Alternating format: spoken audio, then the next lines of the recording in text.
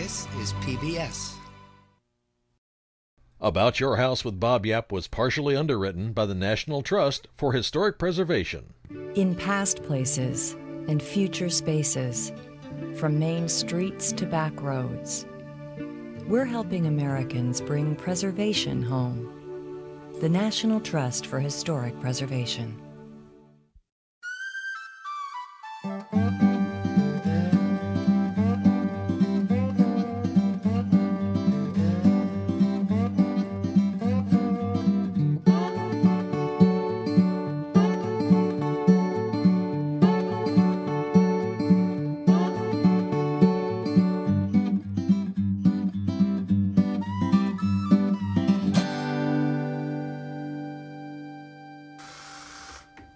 Welcome to today's program.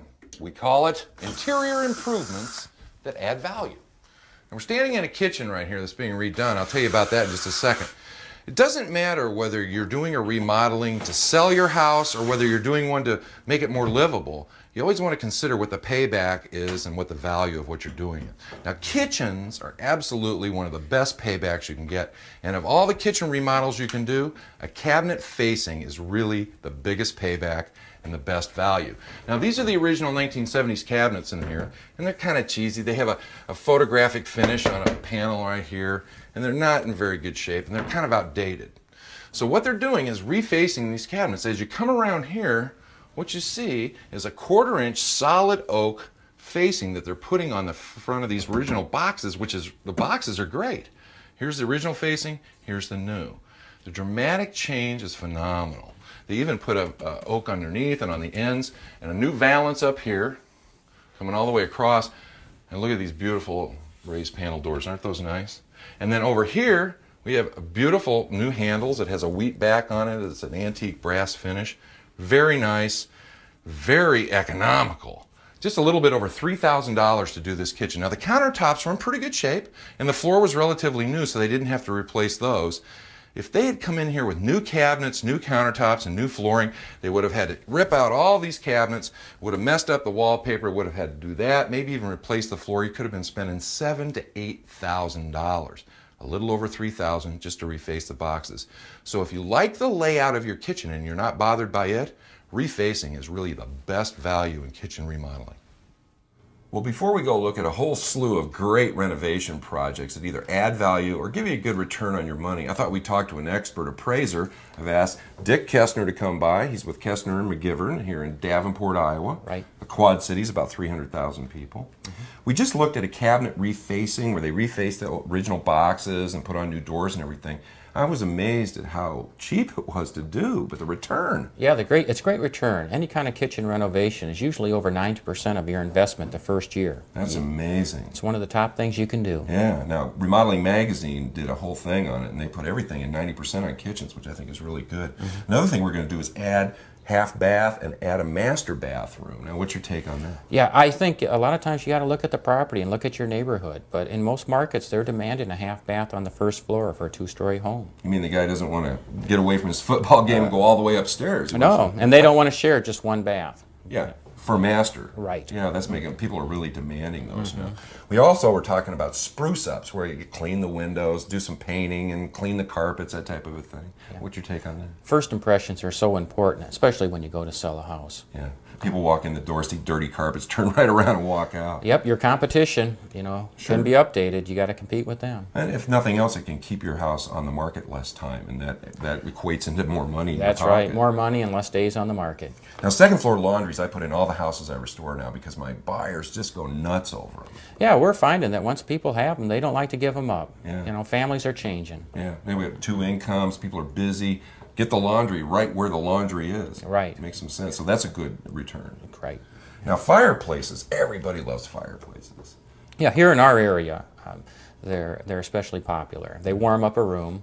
The only thing is, when you do renovate a fireplace, you got to make sure you do it correctly. Like have a period mantle that matches the style of your house, or just place it right. Right. Yeah. Right. And it costs about $2,500 to $3,500 in that range to put one in. Right. In our market, you'll get that back. That's great. Yeah.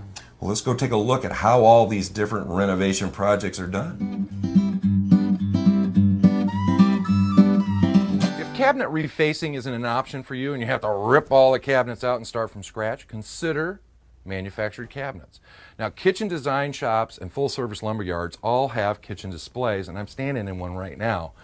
Look at all the options that we have. I'll show you one right here. This is one of my favorites, and it's an old standby. It's a roll-out shelf. Otherwise, you have to stuff your arm back in here. You don't even know what you're grabbing. You might hit a mouse trap, and that might hurt, so you don't want to do that. That's why that's one of my favorites. Even breadboards like this that pull right out underneath the countertop like the old-fashioned kitchens. When you're looking at quality, though, pull out a drawer.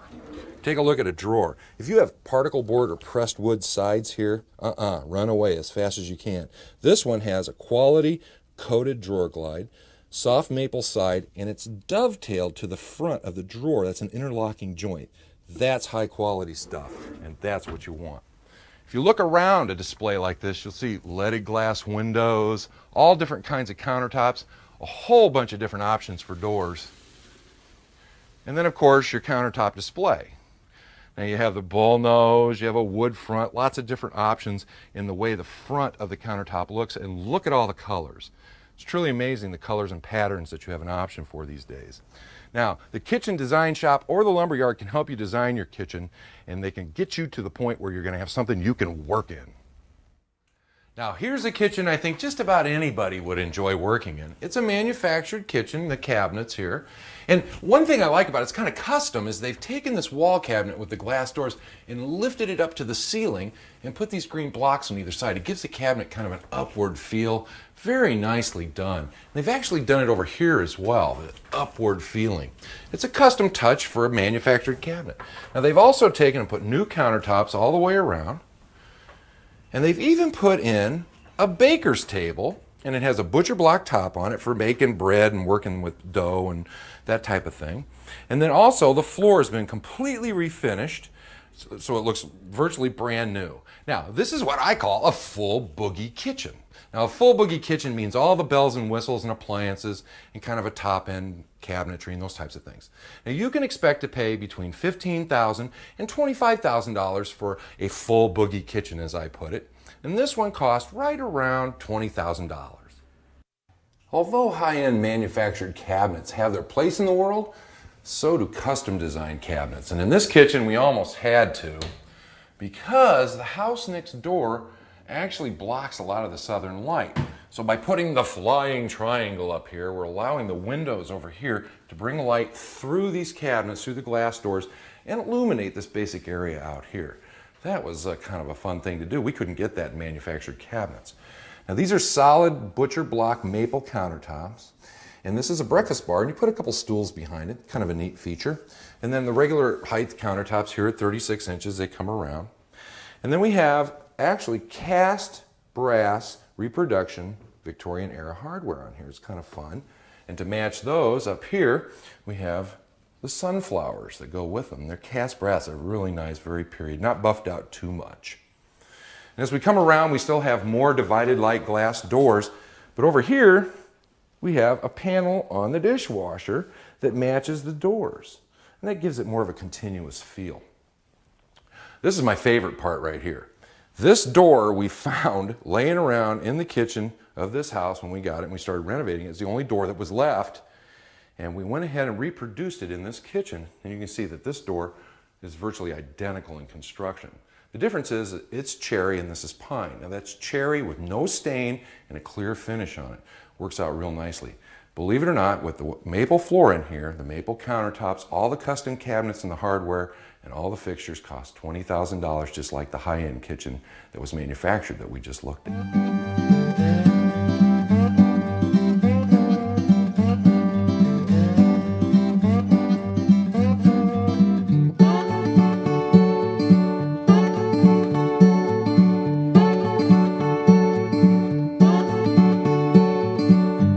Another renovation project with a good payback is a bathroom. You can put bathrooms in all different kinds of spaces in houses. Now, this particular house had no bathroom on the first floor. So we took the pantry and we cut it in half and created a half bath. Now, what you're looking at is paneling, or what we really call wainscoting. It's a tongue and groove board with the vertical beads going up and down, a nice little ledge on top. And below that, of course, we have the toilet paper hanger, the period look, and the towel rack with the period look, and this really neat 1920s pedestal sinks made out of china. Really sets it off. We also put in a wood floor, maple floor, and of course you have to have a toilet in a bathroom, so we put that in. Now you can be looking to spend between $3,500 and $5,000 to get a half bath put in your house, and that'll vary depending on how fancy you get or what part of the country you're in. They're also incredibly convenient. People love to get up from watching football and not have to go upstairs and just go to the half bath on the first floor. Adding a master bathroom has a really good payback for the dollars spent. The problem always seems to be, where the heck are you going to put one? Well, in this house, we were able to put it in the maid's quarters. You can see we actually pulled it off. It even had a staircase going back so that she could sneak down to the kitchen and the family wouldn't see her. Oh my goodness. Well, you know how they were in the old days. Here's a fun thing we found. We found an old oak armoire in an antique shop. It has mirrors on it and it makes a great linen cabinet, and it was cheaper than buying a high-end cabinet out of a cabinet shop. Then over here, we were able to put in a shower, full stand-up shower. It has a seat in it because my wife Pat said you had to have one because women like to shave their legs. Like I would have ever thought of that. And then of course we have this oak table. Now this is getting thrown out, and we saved it, we refinished it, put a couple of china lavs in here. Worked out nice. People like those in their master bathrooms now. This mirror was found in a house that was getting torn down. You see, we're saving a lot of money by using salvage things. And an old ball and claw tub just looked awful, refinished. New brass faucets, around $600 for the whole unit. We refinished the floors, and this bathroom came in at around $7,000. Now, nationwide, you're looking at $7,000 to $12,000 or $13,000, depending on where you are and how fancy you want to get. Of course, if you're going to add a bath to add value to your house, you're going to need some bathroom fixtures for it, and you have three choices. Dead-on reproductions of old fixtures, salvaged antique stuff, and then the type of things that you see in a kitchen and bath display store or in a full-service lumberyard display. And right now I'm in a little store in my neighborhood that sells reproductions and authentic antiques. And this is an old bathroom sink, and I just think it's gorgeous. It's really neat. Here's a ball and claw tub, and one over here. And then back over here, all these different choices for the different faucets and handles and those types of things that can really dress up that bathroom and add value to your project, even a toilet paper holder. On the other hand, if you want to use something more modern, your bath and kitchen stores and your full-service lumberyards have great displays, just copious amounts of different kinds of faucets, shower heads, porcelain, chrome, all kinds of brass stuff. It's really kind of amazing. Here's something that you need to remember. On tub and shower stuff, this says code approved, pressure balanced tub and shower faucet, prevents scalding. So if somebody flushed the toilet downstairs and it dropped the amount of cold water that was going up, it would balance the pressure so it wouldn't scald your kids, and that's kind of something important to remember. Now, aside from all these wonderful different faucets and shower things, you also have the prefab shower units over here with all kinds of doors. You have pedestal sinks and vanities. These kinds of displays have all the choices that you're ever going to need. And just remember that a bathroom remodeling or adding a bathroom is one of the best remodeling values today. If you're looking for added value and a good payback on any home renovation, and you're considering selling your house and you want to get it so that people will feel good about it, consider some basic spruce ups. And the first one I want to show you is just that, painting up a room and making it look good. Now, what Jean is doing is she's patching in some bad plaster cracks there, not too big of a deal. A couple of coats so that it's done right, so it dries and doesn't crack on you. And here's one that she did with 2 coats. It's sanded and pretty much ready to go. What's really fun is that over here she's finished a wall. Now this looks really clean and crisp. It's white and it really has a good look to it. Now the point of all this is that when a potential buyer is walking through your house, you don't want them to object to anything. You want them to feel good that the place is clean and everything's taken care of. So the woodwork's going to be all dusted off. It's all going to be painted nice, crisp white. And then she's going to touch up the woodwork if it needs it so the buyer doesn't have any objections when they walk through your house. Another simple spruce up is cleaning your carpets. Believe me, when people come in to look at your house if it's for sale and they see dirty carpets, it's a real turnoff. Now, it only costs between $38 and $50 depending on where you are in the country for up to 250 square feet to get them clean. Hey, that's not bad. The payoff is worth it. You know, as simple as it may sound, clean windows will impress a potential buyer more than you'll ever know, and it's really not that expensive to have done. You're looking at an average house, 20 windows. Nationwide, it'll vary from $120 to about $180, and that's pretty cheap to impress a buyer. This is unbelievable clutter. They'll never sell this house. I can't believe this. Like being in an antique shop. I know it, but listen, how often does a friend give us the opportunity to clean up the clutter so they can sell their house? Nobody's ever asked me to undo anything. Let's do it. Let's go. Careful.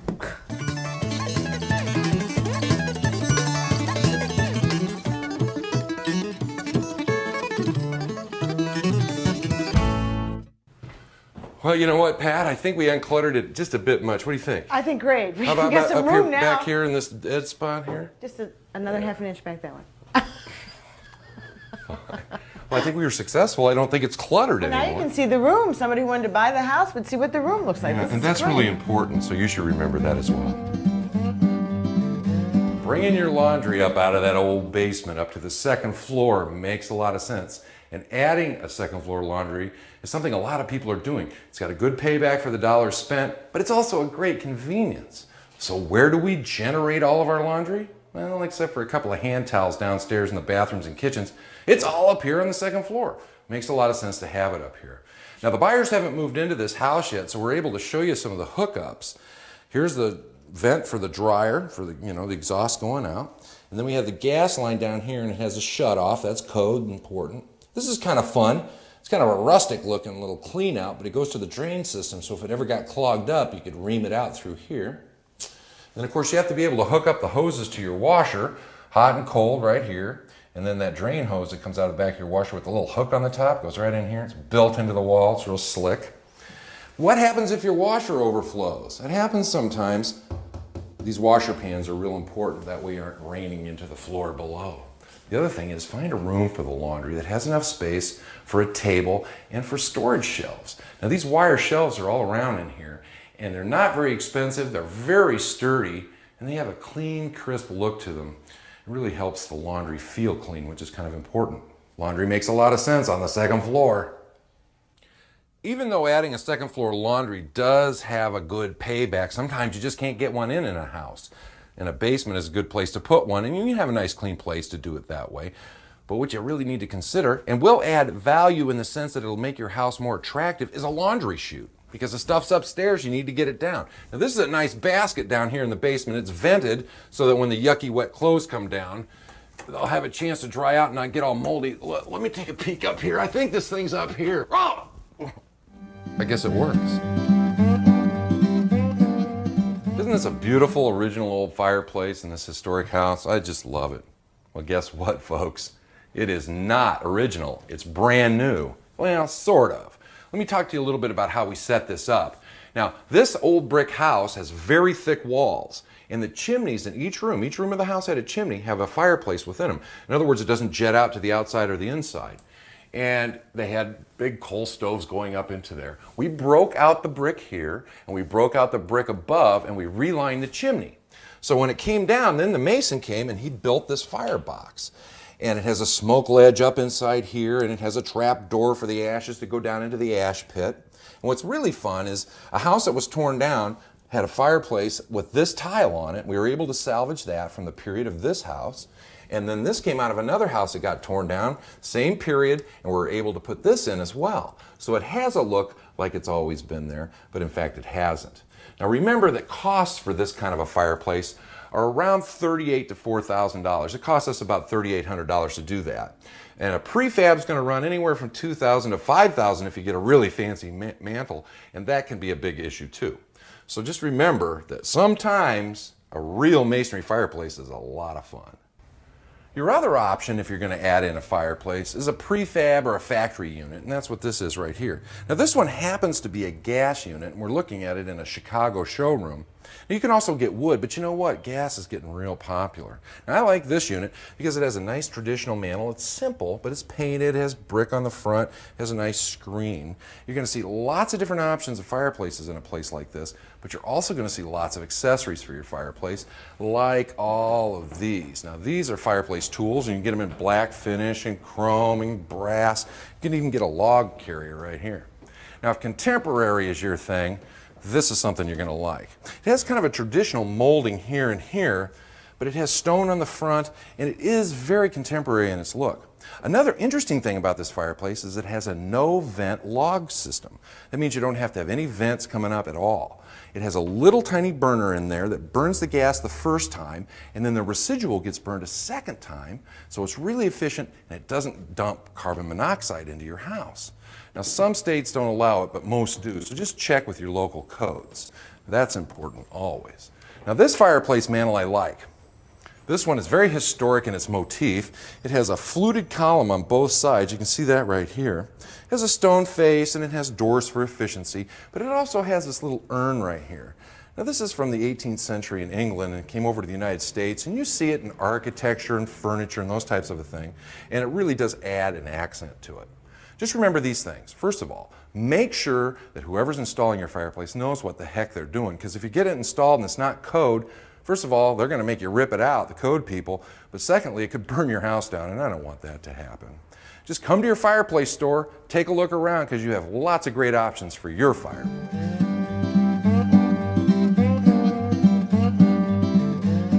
Well, it's time once again for Ask Bob. That's where you send me letters and we talk about what you have to say. Now, we decided early on to take all these letters and find the most popular questions and answer those in general, and that's what we're going to do right now.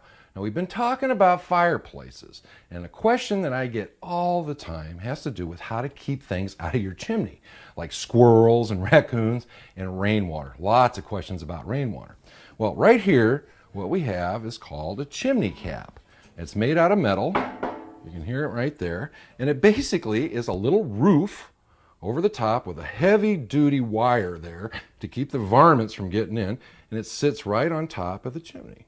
Now, these come in various styles and different colors, and this one costs about $15, but you can get them all the way up to $500. You can get them in copper, you can even get brass ones. You can get them with chains with little dampers on them, although you might forget to open the damper when you have a fire, so you might not want to get one of those. But it's real important to have them on your chimney. Now, you want to make sure you get somebody up there that knows how to install it and isn't afraid of heights, that's for sure. Boy, I just love wood-burning fireplaces. And I'll tell you what, the homeowner here obviously did as well. They bought a prefab factory wood-burning fireplace. Now, there's a couple of things about this one I really like. One is the mantle. Now, the mantle came from a salvage operation. They took all the nasty old paint off of it and refinished it, and it flows real nicely with this Victorian-era house. It's actually a Queen Anne style. The other thing I like is that the chimney flue was bumped out onto the side porch, and they even sided it to look like the rest of the house. Now, the fireplace is in a corner, so if they built the flue up in here, it would have been a big problem because it would have, taken up all the corner space. Now, in all likelihood, if you're going to stay in your house for a long time, you're going to do whatever renovation projects you want that make you feel good and make your living style what you want it to be. But if you're going to buy a house to renovate, or you think you might be moving down the road, consider all the different things we've talked about today that add value or give you a good return on your investment. Thanks for spending some time with me today. I'm Bob Yap, about your house.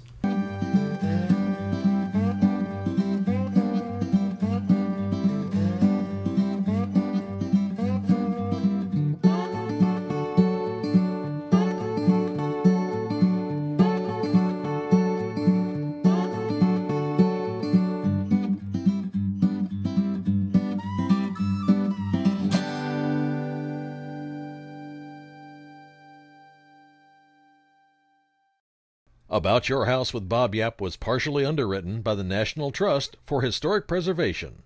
In past places and future spaces, from main streets to back roads, we're helping Americans bring preservation home. The National Trust for Historic Preservation.